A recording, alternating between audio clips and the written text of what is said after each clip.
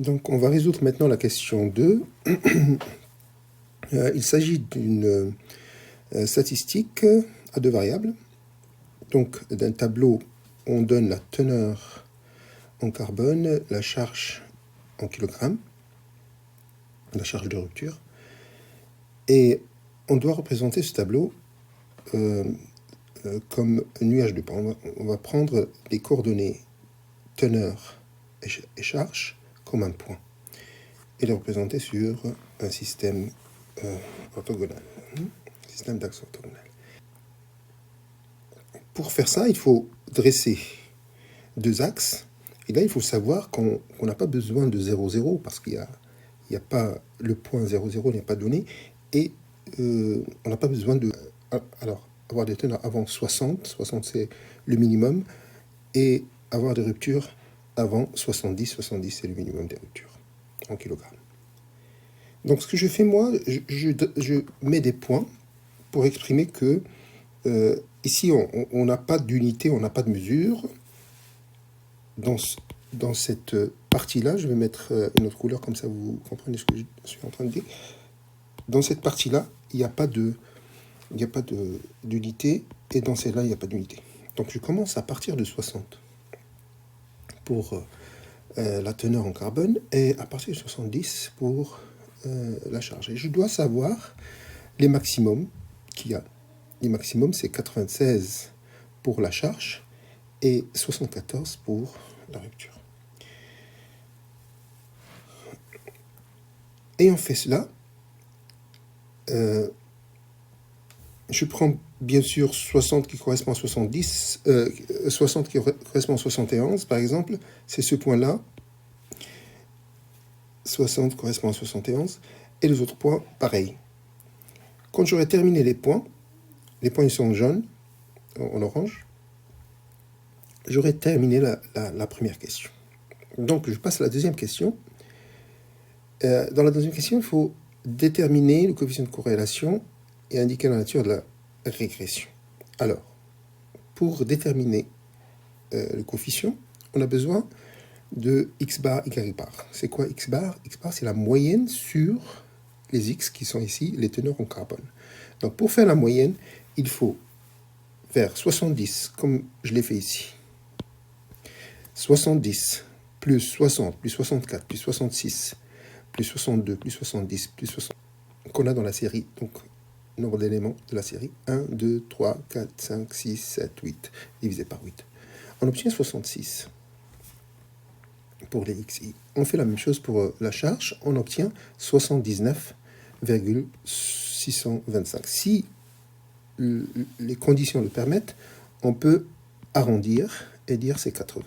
Vous voyez, si vous vous arrêtez là, le 6 va influencer le 9 ici. Le 9 devient 1 de plus, donc on obtient 80.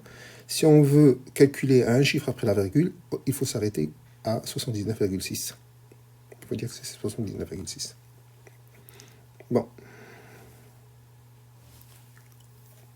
Alors, comme rappel, je vous montre ce qu'on avait dans le cours pour calculer le coefficient de corrélation.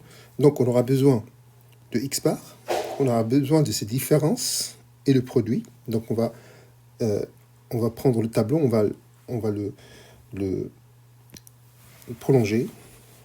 Donc, ça, ce que j'ai appelé xi, et ça, c'est ce que j'ai appelé yi. Et on avait x bar ici, qui était égal à 66, et y bar, que je prends à peu près égal à 80. OK?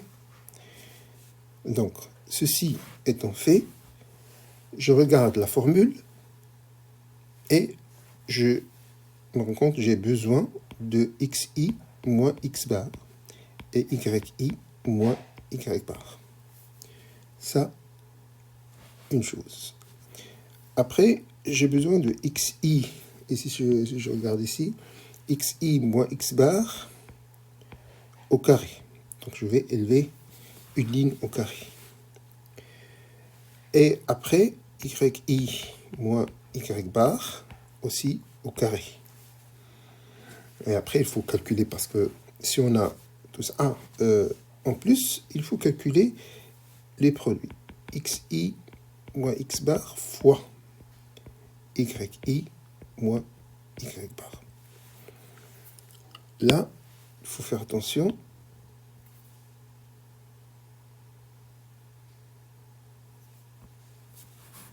Il ne faut pas se tromper de ligne.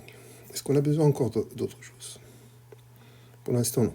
Même pour calculer après le m et le p, on n'aura pas besoin d'autre chose. Et donc, je continue. Donc, ce tableau, je le prolonge. Et si j'aurais tout calculé, à la fin, j'aurai la possibilité de calculer le R, comme donné ici. Donc, je commence par les valeurs xi moins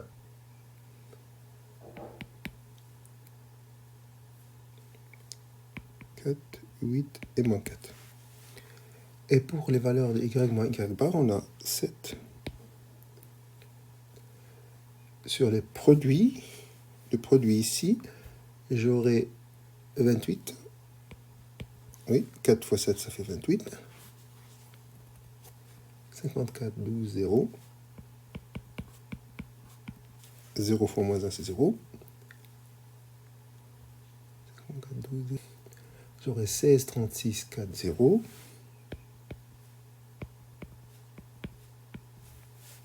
0 au carré, ça fait 0. Moins 2 au carré, ça fait 4. Moins 6 au carré, ça fait 36. 16, 16, 64, 16.